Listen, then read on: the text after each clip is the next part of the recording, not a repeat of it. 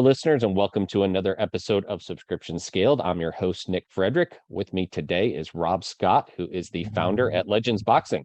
Rob, welcome to the show. Thanks. Glad to be here.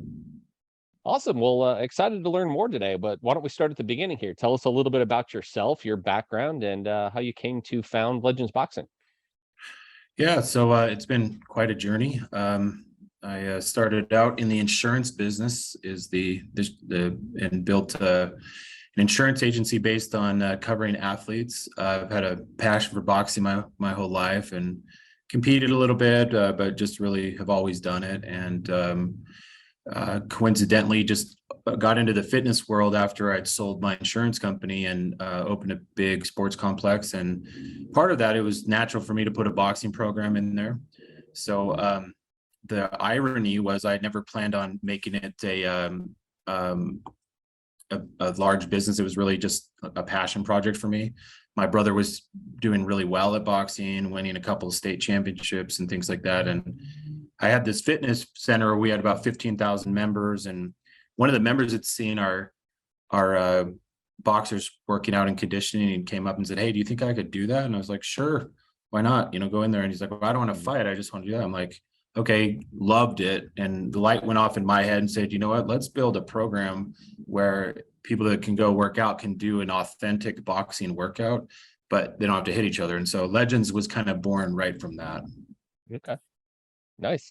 Well, then how did the business grow from there? I understand you have a lot of locations now, but what led you to continue to grow this thing?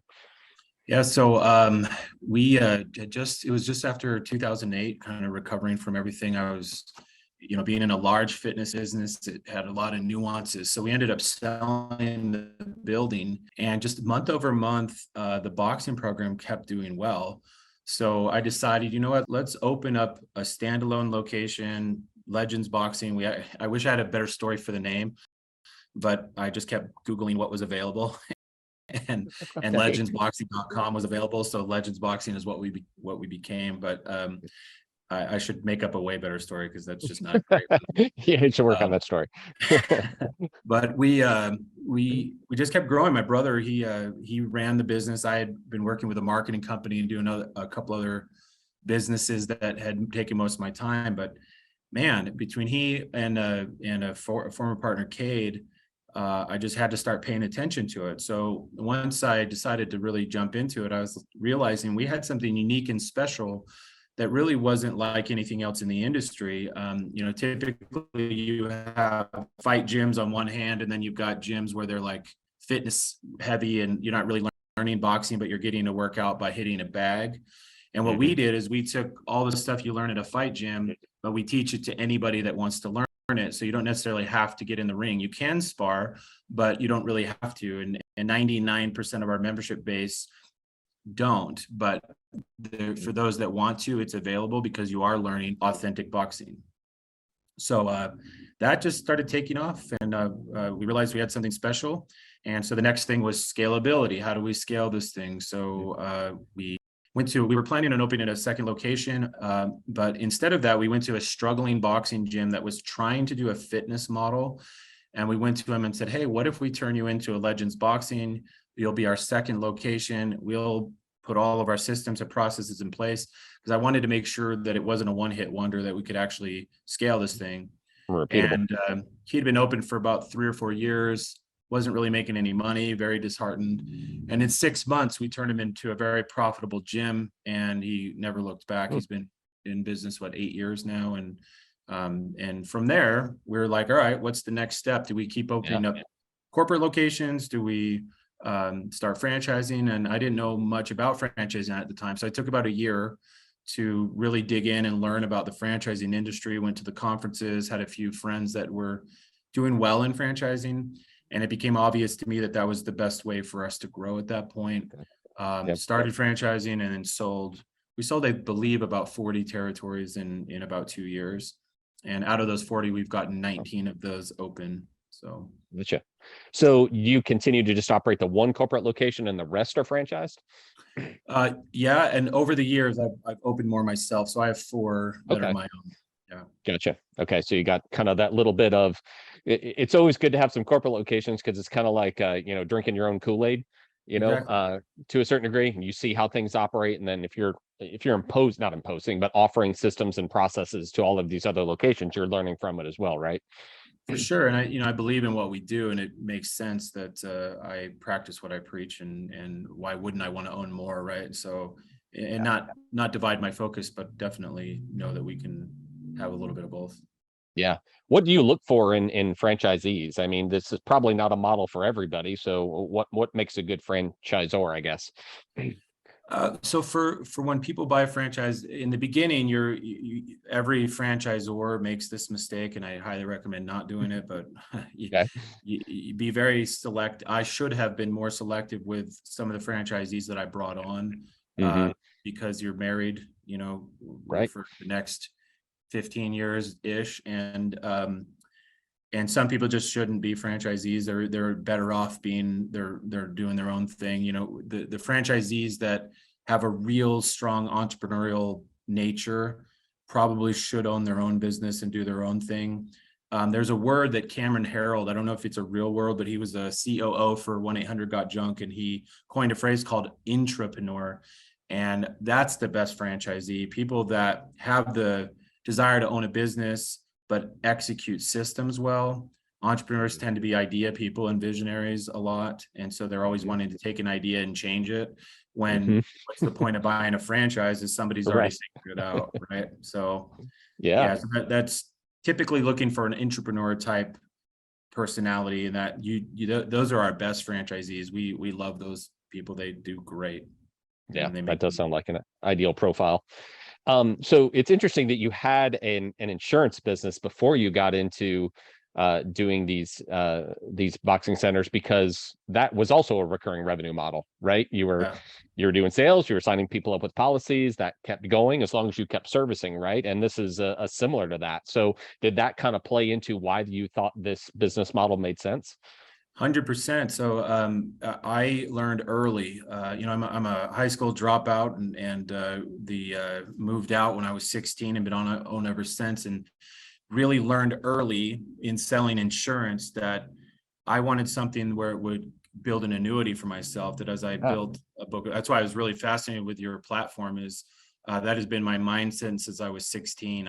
How do I get into areas where it's renewable income, that I'm making money in my sleep, and that I'm not constantly hunting. Of course, there's an element of you have to keep acquiring, but you Right. build a baseline threshold, and that Mm. pays you and sustainable. So every business that I'm involved with or have an interest in either has an implied subscription or an actual subscription or membership. Yep. Got to love the recurring revenue. So then let's go into for your centers. What are the different membership models that you guys offer? Do you do transactional, like pay as you go with subscription, or is it completely, people sign up and pay the monthly due? We do completely membership driven. We have a few options. We have a very unique one that I'm surprised more people aren't doing it, especially in the fitness world. It's called our legacy membership. And, we looked at retention, and retention is always a big thing. And people spend a lot of energy on acquisition, but retention is a big one for us. So our most popular membership is our legacy, and what it does is you pay a monthly fee, and it's over a period of time. But after you've been a member for more than 12 months, every year our membership fee drops in price. So there's a benefit to staying a member. So we have members that have been with us for 6 years that are paying 50% less than somebody that had just started that month. So it's an incentive to stay, in other words. All right. Well, I'm very interested to hear a little bit more about that, because I've floated this idea before too, right? Because it seems like those customers who are your most loyal customers, right? If you're making them continue to pay, and in a lot of cases more, right? They're putting price point increases on those legacy members that you're not treating them any bit different than somebody that just walked in the door. So what gave you that idea? And then how has that played out? Do you see it as now incentivizing your members to stay on longer? Yeah, so I think with us, we're heavy on tribe and culture. It's not a buzzword for us. So when we build a gym, in the fitness industry, like the old adage, what's the best workout in the world? and the answer is the one that you'll do. Our Mhm. workout is good, Orange Theories is good, F40, they're all great. They all do the job. And so it's Mhm. consistency and developing behaviors and patterns. And so we felt if we built a culture and a tribe where people wanted to work out there more than just the workout, they get these ancillary benefits, then people would stay longer. So our retention is significantly higher than average boutique fitness. So then we Okay. started looking at, we spend a lot of money trying to acquire a client. It's probably Mhm. $70 per client to just continue to Mhm. acquire them, right? Mhm. And or a lead, sorry, not just a client, to get people in the door to try our product out. We spent almost no money trying to keep our clients. So we said, well, Mhm. what are things we can do that will keep our people coming? And one of those was incentive based. If I take what it cost me to acquire somebody and take a fraction of that and reduce my membership rate for the people that have been with me for a long time, not only Mhm. does it build a raving fan, but they become great marketers for you too. And Yeah. then because we're putting people in contracts, it softens the blow of a contract because it's a give and a take, right? You're committing to me, I'm committed to you. And if you commit to me, I'm going to incentivize you to want to continue to stay financially. Yeah. Well, in an age where customer acquisition costs, you were just talking about $70 to get somebody to come in the door, are just going higher and higher. I mean, growing exponentially, right? Yeah. Reducing the churn and keeping the ones that you got is more important than ever. So, talk a little bit about what are the incentives that you're giving besides the discount to existing members. I'm assuming you have some sort of referral incentive as well. And then, what channels are you using to find those new members and get them in the door to try it out? Yeah, so I learned a long time ago, I don't like being in the discount business. So we have memberships that have a reduction in price, right? And so rather than Okay. using the word discount, I use reduction, and then incentives for other things. So referral program, for example, because we have our own product line with shirts and gloves and things, instead of giving like discounts on the actual membership or reducing on that for referrals, we give them a credit in the pro shop for a new pair of boxing gloves or a new Okay. t-shirt or a hoodie. So I Uh-huh. like doing perception of value rather than discounts, because then they feel like, oh wow, I really want those $150 pair of gloves. Well, great, send us 2 people and you've got a $150 Mhm. credit in the pro shop to use however you want. Yeah. Gift cards have been good too. We do a Okay. gift card initiative that's new for us. We're finding a lot of success with that as far as incentivizing people on referrals and buddy passes and stuff to come in, try the program, and then they'll get a gift card to use in the pro shop or use towards their membership. Okay. And that seems to hold a lot of value for people too. Yeah. And then so when you're trying to get new people to come in besides just the existing member referrals, like what channels are you using to market?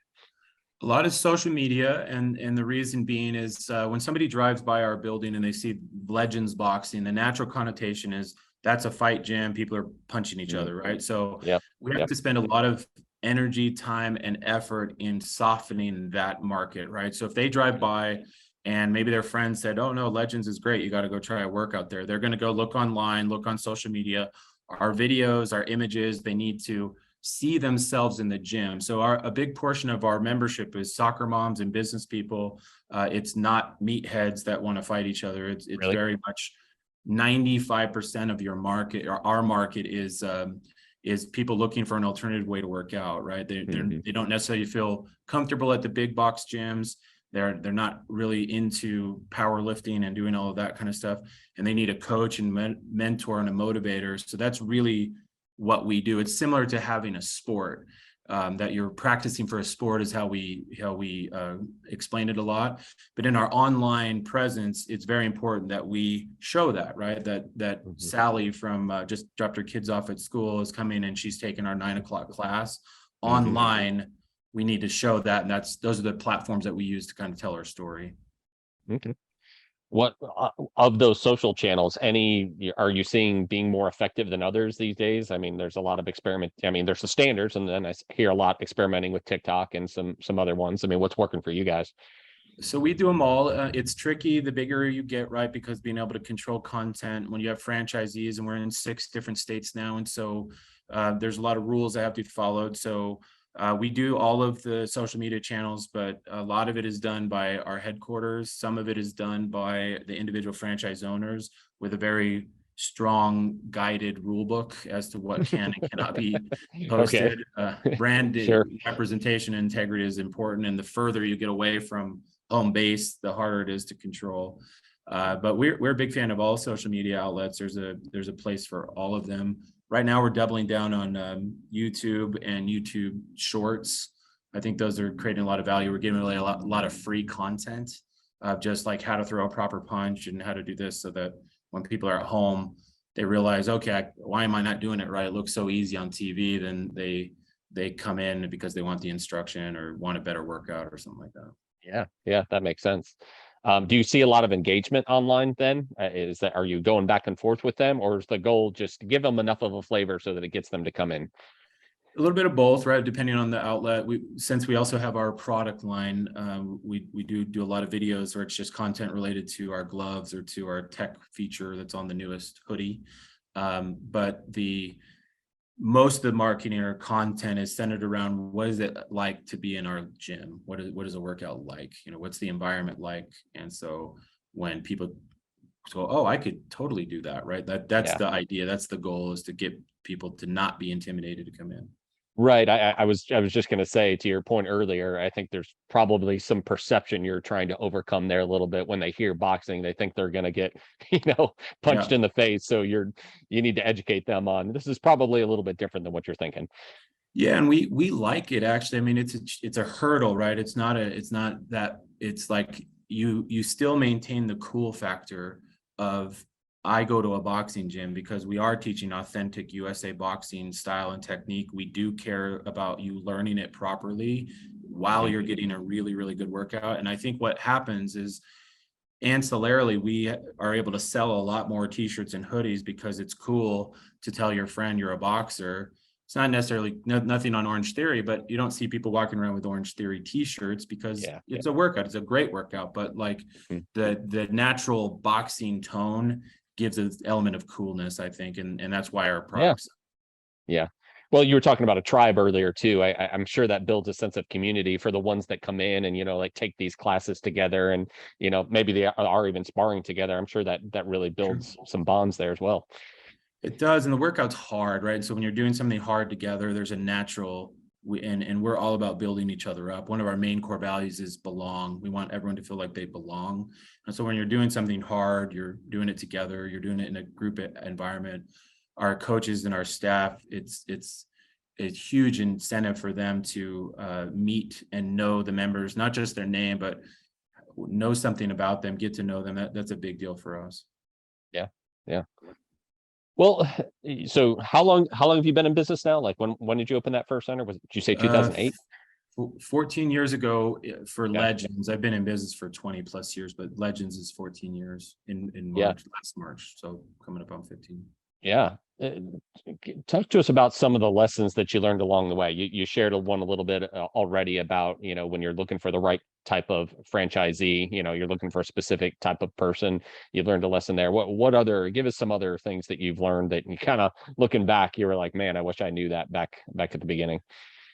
Yeah, I think, we got distracted a little bit with the franchise growth and with trying to look like a franchise, and going into some more expensive areas. I think with COVID kind of created a master reset button in the fitness industry.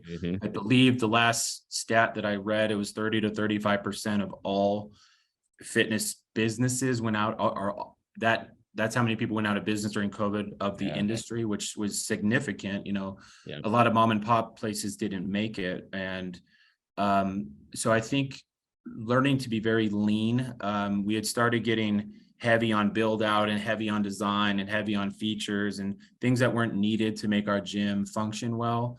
So we've scaled that back a little bit more, we don't need all the extras, and let's just make a nice looking building in a good area that people feel comfortable working out in.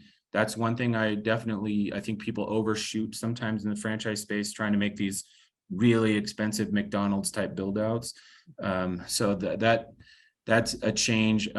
Again, being selective with who you have. And then, I think my mindset in just business in general is is it recession proof, right? Like, is it Amazon proof and is it recession proof? Those are the two things I make a decision when I'm either working on Legends or scaling other entities that I have now, where we're starting to franchise or starting to go into other industries outside of fitness. Okay. Well, speaking of COVID there and being recession proof, how did you weather that storm, and what have you learned from that that you're now applying going forward? So we had to like go, whoa, okay, this is really happening, Yeah. right? And in some areas of the country, it was a lot more strict than others. But overall, we had to shut all the doors for some 2 months, some for 4 months. Luckily, we immediately pivoted, did an online training program, which kept Okay. a decent amount of our membership base to where they could work out from home, doing Yep. video boxing workouts. That was kind of a band-aid. I think people really come to us because of they want the interaction with people. But I Hmm. ethically didn't feel good about charging a membership on a product we couldn't deliver. So at least we could deliver something to them where we could Hmm. still charge them for a membership. Um, and then it really made it take a look. We luckily didn't lose any franchisees. Everyone weathered the storm. Our model was really based on keeping our operating costs low. You really have 2 employees that run our gym, and rather than having a ton of coaches, we keep our staff and our costs low that way. Our headquarters does all the marketing for our franchisees. So we bring in all the clients and all the first free workout people. Okay. So that was nice.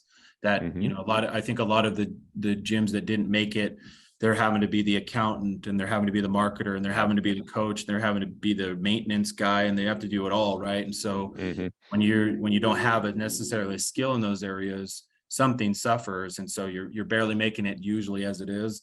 So I think we have an advantage that we provide a lot of that stuff, and Okay. that helped us kickstart back right when people are ready to get back and working out. We were ready for them and pivoted really quickly. Yeah. Is there anything you're taking away from that you're now going to prepare yourself for? Uh, gosh, knock on wood here that nothing like that ever happens Yeah. again. But there are other economic factors that can certainly cause people to maybe want to step away from gyms. But is there anything else you're doing different? Yeah, our future locations, we're going to go a little smaller. We've Yeah. re-engineered our layout. COVID forced us to look at everything. We know that our operating costs need to be lower, and we know that our build-out costs need to be lower. So I think we've come up with a solution. When the economy is good, it's easy to make money, right? Like it's when things like COVID or recessions happen, it exposes your weaknesses. And we really looked at it and go, do we really need to be right next to the movie theater or right next to the grocery store? No, we can be a block away and still do just fine. Do we need to have a big footprint, or can we get away with one bathroom, and so on and so forth? So we looked at all that, and we were able to figure out a solution that allowed us to get in easier and operate cheaper, so that in the event we have another economic condition that forces us to be really tight, we've already thought of it before it's a problem. Yeah.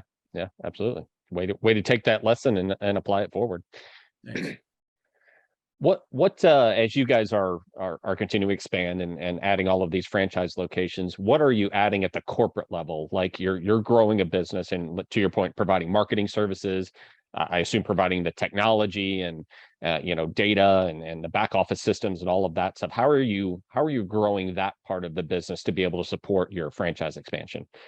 So good question. We do a lot, like I mentioned earlier, of in-house marketing. So I felt it was extremely important that the lifeblood of your business is people coming in the doors. I wanted to control that. So I wanted to be able to hire people that can manage my success. And I'm not just a number in somebody else's marketing company. And it's been my experience that whoever complains the most gets the most of attention. So I wanted to eliminate that feature and just have marketing with us. In addition, we do, ironic things, like we put on big events. We're doing a big black tie event this in a couple of weeks for our franchise convention, and that creates a bunch of content for our tribe. We're putting on a private rock concert for all of our members in Utah, and hosted dinner thing, which, what boxing gym does that kind of stuff? That's the stuff I like to do, is very ironic things. We do a lot of content, so videos, pictures. We have a whole content department. So rather than just using your cell phone like typical boxing gyms do or small fitness centers do, we don't want it to look too corporate, but we do want it to look very professional. And Hmm. so having everything look really nice and well edited and done correctly. So we're constantly coming out with new, fresh, updated content. As far as subscription stuff, we have a patch program where members can earn patches for doing certain things. And we've got belts and we've got backpacks and we've got things where you can put your patches on, and it kind of represents how well you're doing and what you're achieving. So there's some gamification and recognition for doing those things. We do a 7 in 90 program where we teach our franchisees how to reach out to new members 7 times in 90 days. So there's a lot of awareness, acquisition, and retention support that we offer that I think separates us out and keeps us relevant and always thinking about how do we keep improving our product constantly. And that, our headquarters, we have great staff here that's very innovative and great thinkers. Yeah. What about the technology that you use to manage the memberships, your CRM, your billing and payments platform? I mean, you needed this from the very beginning, right? Did you decide to build these things? Were there packages you could pull off the shelf and that's what you're using, or what's been your strategy there? So we tried it both ways. With another business, we tried developing our own CRM, and it was just so difficult and very expensive and time consuming, and just not a language I speak. And so we found it was way better to find a company that they don't have all the solutions, but they have a lot of them. And at this day and age, the technology is really good, and they've got a lot of other components with it. We use a system called Club Ready, and it's one of the bigger ones, and we found a lot of value with them. They're everything's got an issue, but that's normal, right? You can't fit everyone's problems, but for the most part, they do a great job. Yeah. Awesome. Do you foresee yourself getting to a point where as this grows and you want to differentiate, right? Maybe going down a different path there, or you kind of feel like this is fit for purpose. We're going to grow with this. From that standpoint, probably we're good with that. With some technology pieces that we're coming out with some new technology related to boxing gloves. We are building software and some gamification stuff related to that. Yep. That's app driven that we're pretty excited about, and hopefully to have that announcement in the next 6 months. We're working heavily on this new technology, and that's going to, I think, be a little bit of a game changer. Yeah. I mean, when I get asked that question, that's usually the type of answer that I give, where if it's the kind of commodity services that don't really differentiate you as a brand, finding a partner who does that all day, every day, let them do that. But when it comes to the kind of things that are, customer facing and set you apart and definitely differentiate you from the competition, those are the smart technologies to invest in, right? Because that's one of the things that makes you you. So I think that's a good example right there that you just gave. Thanks. Yeah. We have things like we have developed our own timer that matches what our workouts are. That was worth it. We couldn't find something that was really unique to us. The branding looks great. Those little bells and whistles, I think, add polish to your brand and your company. I find value in that stuff. Yeah. Yeah. Well, what's next for you guys? I mean, obviously you're going to continue to grow the franchises. Any new products, any new offerings you guys are going to be coming out with soon?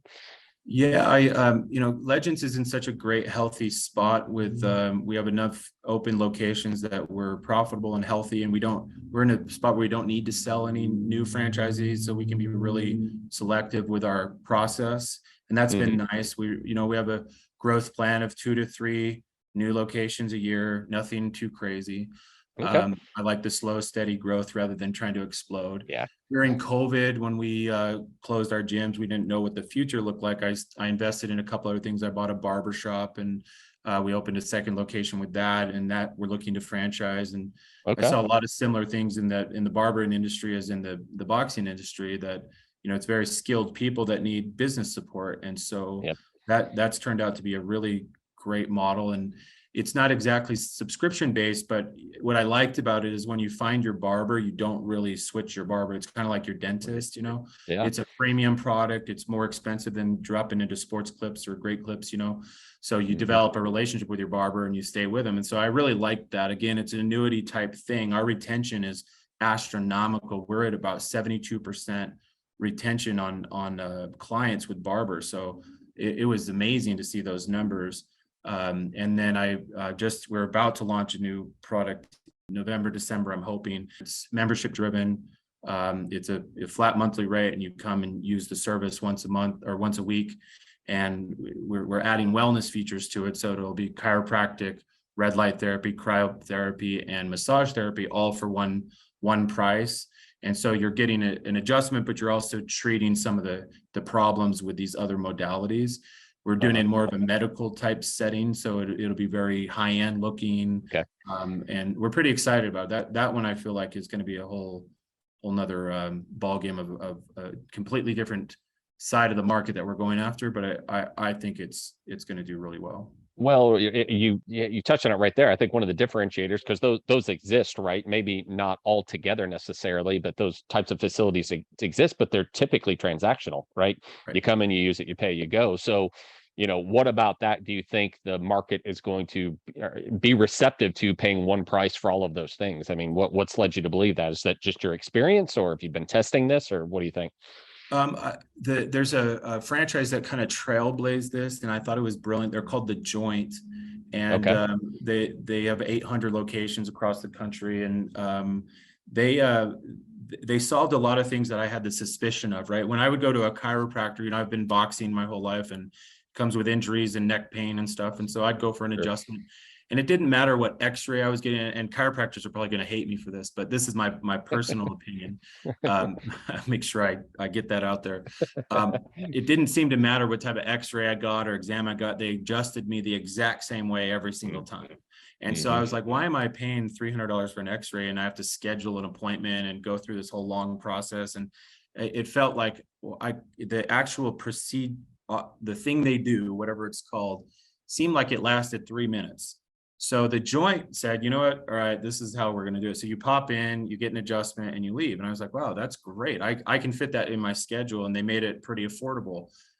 But they're just doing that adjustment. So then, you go and because of sports and injuries, I found cryotherapy to be super helpful and red light therapy to be super helpful. So to me, it sounded like a perfect marriage. There's another franchise that exploded called Restore. They're out of Austin, Texas, and I believe there are close to 200 locations now, and they've got a great business, but they only focus on red light therapy, cryotherapy, and they do like IVs. So I would find myself going to the chiropractor, then going to Restore to do all that stuff. And I was like, why don't you guys have a chiropractor in your office? And so anyway, the idea was born kind of out of that, and using what I've learned in the gym business with memberships being a very, very scalable thing, and creating a baseline and subscriptions. I felt like the marriage between those two and having a membership model would be easier for the consumer, creates loyalty on a system they're already going to be loyal on. So it's just that renewable income, and you build that base. And then I took my market from, this boxing boutique fitness, which is a kind of a very niche market, to now males and females over 30 years old is pretty much what our market looks like. So it's grown significantly. So I'm pretty excited about it, if you can't tell in my voice. Yeah, absolutely. You should be. That sounds like a pretty awesome idea. Are you just starting with one location there, or you got plans to put it in several? Yeah, so we'll start with one location. That my end goal with this Giant Brands company is, because I think we understand franchising really well. We've had success in it. We've been doing it for quite a while now. Is to be able to, when a franchisee is coming to look at our offerings, that they could choose between any of the three things: the barbershop, the gym, and the chiropractor clinic, or they could buy one of each. A lot of franchise owners buy 3-packs, is what they're called. That's the industry term. So where they'll buy a territory. I want to be able to make it available that in the same exact building, I could put all 3 locations, so they'd be all side by side, and it would be complementary. And so I think it makes it more attractive. It seems to be kind of the trend that the franchise industry is going, is people are offering multiple things that complement each other.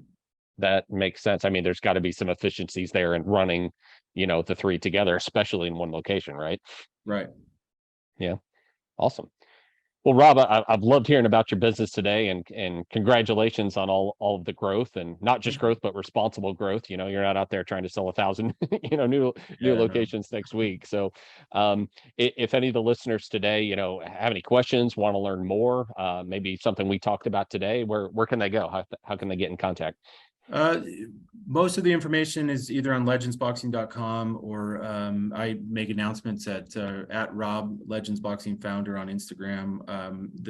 The information kind of trickles out through press releases and stuff like that. But Awesome. Awesome. Well, thanks again for coming on today and sharing your story, sharing the background and what you've learned along the way. I really appreciate the time and best of luck moving forward. yeah, no problem. Thanks for having me.